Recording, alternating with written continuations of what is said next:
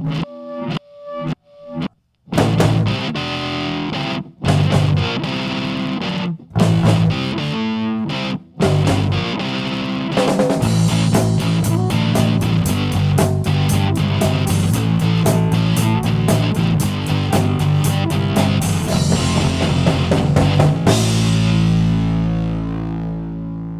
welcome to the Trade Show Guy Monday Morning Coffee for December 11th, 2017. Hey, thanks for joining me.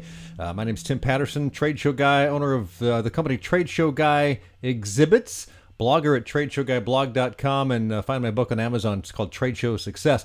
You know, just a few weeks left in the year, so, you know, what are your plans for 2018? Figure out how you can do, 50% better than what you did in 2017? Can you maybe for 2018 find another planet you want to live on?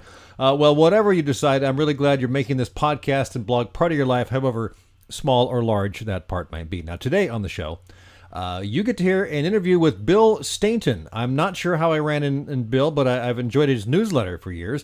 And I discovered that along with our passion for old-time rock and roll, we had at least one acquaintance in common. One of the guys I knew in high school, Pat Cashman, worked at a local radio station where I grew up in Bend and went to high school.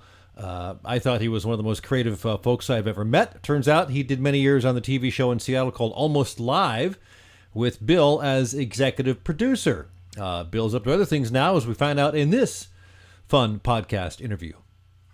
Well, hi, Bill. Thanks for joining me here on Trade Show Guy Monday Morning Coffee. It's a pleasure to see you. I've been a newsletter reader for years. It's one of the few that I actually read at least once every third or fourth time. So, I count that as a victory. I think that's a backhanded compliment, but no, I appreciate it. There's only 4 or 5 out there that I stick with over the years, and I like what you've done. And I started this podcast. Your name came up. I should reach out and see if we could get you on the vlog/podcast. Well, so I appreciate it. To be here because I think you've got one of the best podcasts out there. So well, thank you. And it's I did one about 10 years ago, and it kind of died, and then I sort of morphed into this about a year ago, and it's been fun. I just I did it on my own. I thought, well, I need guests, and so now I try to have a guest every week, and because I can't hold forth all the time. So you're into you do motivational speaking as well as leadership training, executive coaching, things like that. So tell me a little bit about what you actually do in your day job, as it were. The day job, yeah. Well, to do that, let me go just a touch into the background because it all comes full circle. My background, as you know, is as a TV producer. I produced a comedy TV show here in Seattle for 15 years. That did pretty well. We won over 100 Emmy Awards. Look, there's a few of them back there. Nice. And number one in our time slot for 10 straight years. And we invented Bill Nye the Science Guy. Got to work with people like Jerry Seinfeld and Ellen DeGeneres. Because of that, because I was the executive producer, I learned an awful lot about leading a team, especially a creative team. I learned an awful lot about creativity. So that's what I speak on now. I speak on leadership and creativity, sometimes combined, sometimes as separate topics. But I work with leaders of organizations and associations all over the country, occasionally all over the world, which is kind of cool. That's great. So the leadership part, do you actually go in and they hire you to come in and like teach teams how to be leader, teach individuals a one-on-one? Is it a group? I'm just curious how that works, logistically. Occasionally I do that. Primarily, I'm a keynoter. Okay. So primarily I open and close conventions, business meetings, things like that. The cool part, though, is if I can do a breakout or a workshop afterwards with a smaller group of people and really kind of roll up our sleeves and get our hands dirty and go into exactly what their issues are when it comes to leadership with leading their teams. So how'd you get into the motivational, the keynote speaking? How did that happen from being an executive producer? Were you already speaking in front of people and you decided I need to do this? Or? I was, and the station canceled the show the month after I bought a new house and a new car. So funny how life does those things to you. Yeah. So necessity. Hey, need an income. So that is true. And yeah, when you're on TV, and you know this because as a radio guy, when you're a broadcaster, you tend to get asked to speak in public a lot anyway. Civic groups, church groups, Rotaries, school groups, things like that. Plus, I did the audience warm-up for our show every week. So I was used to speaking in public. Right. The only challenge then was to figure out, okay, what do I want to go talk about? What do you want to say? Right. Yeah, exactly.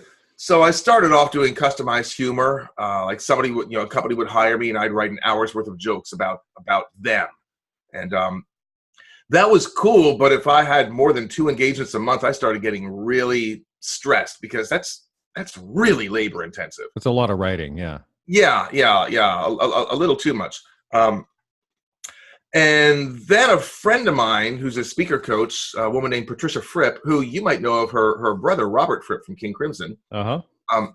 Anyhow, she told me 2 things. She said, first of all, you've got to speak about something that you're passionate about because you're going to be speaking a lot about it. So it's got to be something that you like speaking about. Good advice. And second, if you want to make any money with it, and again, just a reminder, new house, new car, no job. So yeah, that was paramount.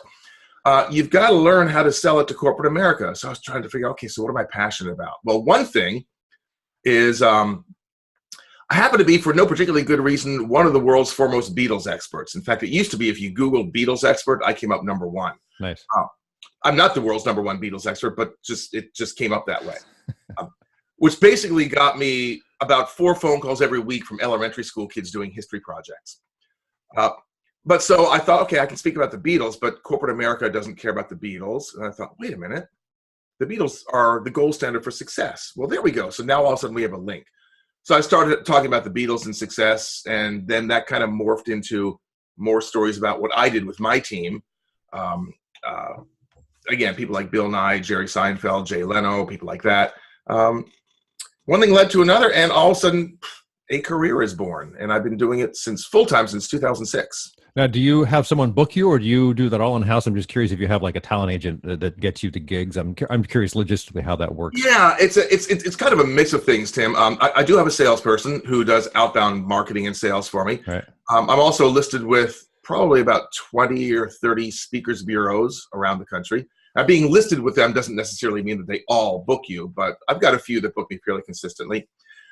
That said, probably about 70% at least of my engagements come from what we in the business call spin-off and referrals. Right. In other words, you go, you do a job, you hopefully hit it out of the park, somebody in the audience sees you and says, hey, I've got a meeting coming up. What are you doing next May? Right. So that's how that tends to happen. So if someone wants to move into that, interesting, I mean, we could go down so many bunny trails on this conversation, Beatles stuff, old rock and roll, radio, creativity. But I'm curious, if you're ready, if someone wants to get into this, I'm just curious, what advice would you give them? Because it seems to be a very specialized career in a sense. It is. I would tell them that the magic is where what you want to speak about and what the audience wants to hear intersect. That's the magic part. There are a lot of people who want to get into this business because they think, oh, I've got a great story. Right. And I just want to tell my story. Maybe it's an inspirational story, maybe, whatever it is. But, I just want to tell my story. Well, that's all well and good. But again, as my friend Patricia Fripp said, if you want to sell it, if you want to make any money, you've got to find somebody who wants to pay money to hear that story. Right. So you need to figure out where that intersection is between what your skill set is, what your background is, what it is that you know that you are an expert on, and how that intersects with what some segment of the world wants to hear. So was that Beatles hook that you kind of started with, was that a good fit to kind of hang your hat on for the leadership and the success thing? Was that a good way to move into that space? You say you're kind of pulled away from the Beatles thing. Is that true? Yeah, I have. I mean, I still do it. I just did the Beatles keynote last week. But yeah. First of all, it was very good because in 2006, when I started full time, the baby boomers still ruled the earth. Yes. And the baby boomers were booking the meetings. And if you're going to hitch your wagon to a horse, the Beatles are not a bad horse to hitch your wagon to. That's true. I mean, the nice thing is, unlike, say, Herman's Hermits or Badfingers, you and I were talking about earlier offline, everybody knows the Beatles. Even the millennials know the Beatles. So it still works, and they still are the gold standard for success in their field. So that still works. That said, more and more meeting planners are millennials and even younger. Yeah. So the Beatles get to be a bit of a tougher sell. And I realized, I've got some pretty good stories of my own. I mean, I've got I led a pretty successful team. So there's certainly some stuff in there. So I started kind of moving more and more into that arena. And now I'm honing it down even more into that part of the arena, which I call producing under pressure. Because as you know, as a broadcaster, when the clock ticks, up to go time, you can't say, well, I'm not quite ready yet, or I don't really feel like it. You've got to produce a show every single week, or in some cases every single day, under pressure, and it's got to be right the first time. Yeah, no matter how many things are going wrong and bad in your personal life, when that clock hits the top of the hour, you've got to be on. So that's exactly right. Producing under pressure, yeah. Yeah, I remember this is I was doing a show as a Saturday night, and which is when we taped our show, and I was married at the time. Around 3 p.m., my wife calls, and our dog had to be put to sleep. Oh, So, if you want to say goodbye, better come home now and do it. So we did. Had a vet come in, put the dog to sleep.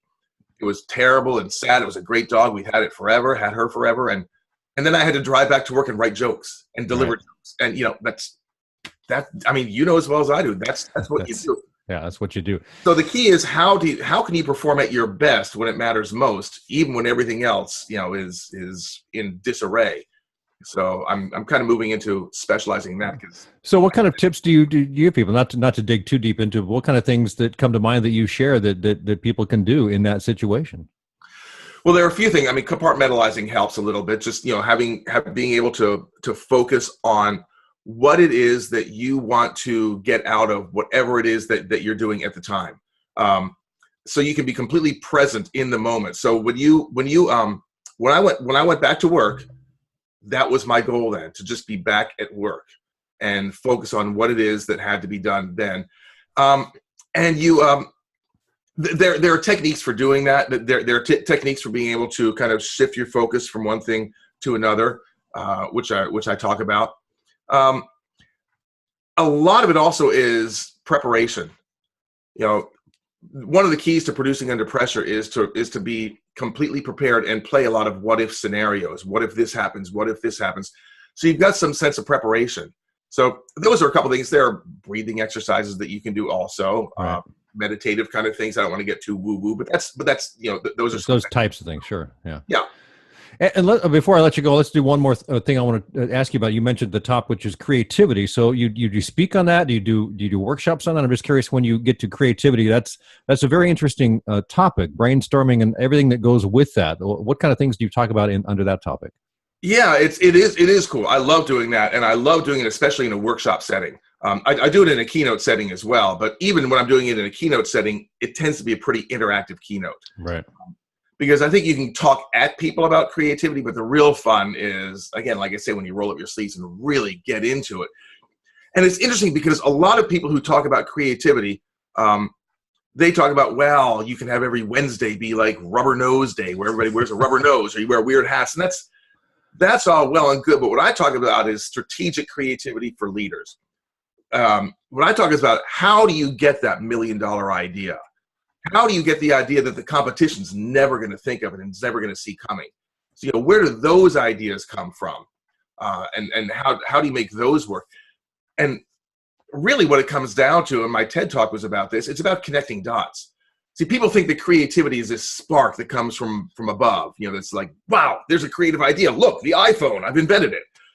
That's almost never the case. It's almost always about connecting two or more things that nobody's ever connected before. This exists, but nobody ever put them together before. Right. Interesting. Yeah. And so creating something new out of stuff that's already been invented or created, you're just kind of synthesizing them into something, a different thing, a different way of looking at stuff. Yeah. Exactly. I mean, really the magic question is, how is this like this? Right. I used to do that when I was writing jokes for Almost Live. When you're writing monologue jokes, you read two different stories in the newspaper, just from completely different sections. And then you say, okay, how is this story like this story? What's the intersection? Well, there is no intersection, but you create one, and boom, there you have a punchline. You find something that has a twist on it. And that's where humor comes from, is the unexpected. So, yeah. That's where humor comes from. That's where creativity comes from. They are not flip sides of the same coin. They are the same side of the same coin. It's the same process. Yeah.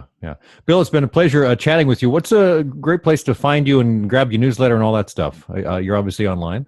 Yeah, I'm obviously online. The best place is my my website, which is billstainton.com. That's BillStainton.com. if you forget that, you can go to producingresults.com. It'll take you to the same place. Gotcha. Okay, cool. Bill, it's been a pleasure, and look forward to speaking with you again. Thank you so much for joining me. It was a blast being with you. All right. And thanks again to Bill Stainton for joining me on this podcast. Lots of fun, Bill. Really appreciate it. Trade show tip of the week: if you're planning a new booth, make sure you work with a 3D designer to figure out the best use of space. One of the designers I work with, Greg Garrett, says, it's easy to burn up a lot of space in smaller exhibits once you start detailing what you want, like a meeting area, product storage, product display, all that stuff. It just eats up space like crazy, so you need a pro. If it's a smaller inline booth, you can even find space and do a space mock-up on your floor, measure the space off. Whether it's a 10 by 10, 10 by 20, 10 by 30, put masking tape down. Maybe you got a small warehouse or a large hall area, something, I don't know.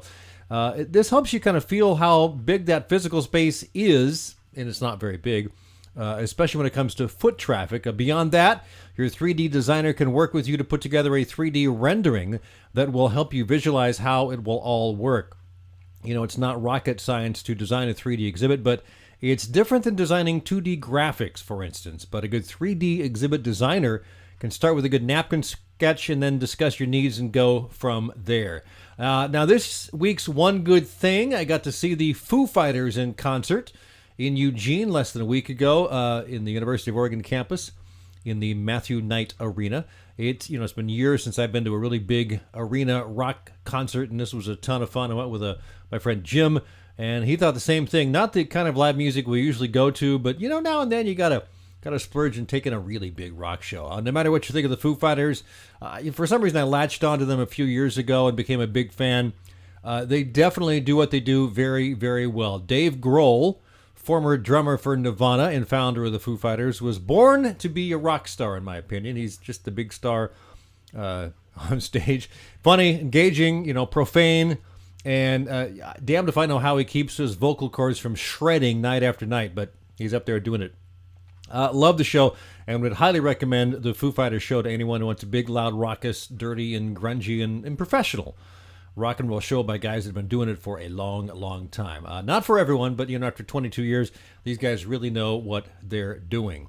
Factoid, I just discovered, doing a little reading on the Foo Fighters, that their 2011 album Wasting Light was recorded in Dave Grohl's garage on a tape recorder. No computers involved. They went back to the old style. How cool is that, huh? Have a great week.